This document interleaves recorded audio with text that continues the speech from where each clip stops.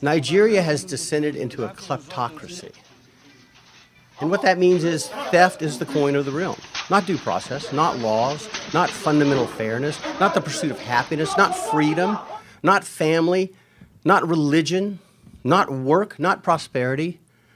But who can steal the most first?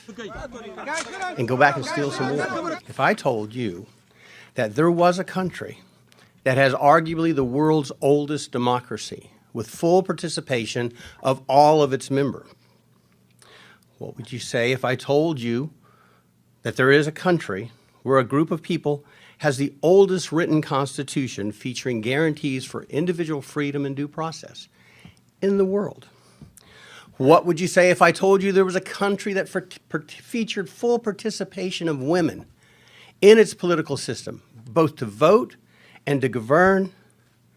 And they started doing this when Europe was in the Dark Ages, in the 800s. The very first written constitution on this planet was written by the Igbo people. The very first democracy that involved self-governance, that worked for everybody, not just the Greek wealthy, but everybody, was in Igbo land.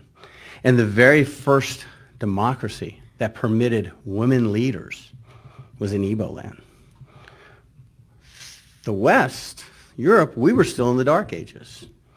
And yet the Igbo had figured out a way to have a just and meaningful government and a just and meaningful society and due process and fairness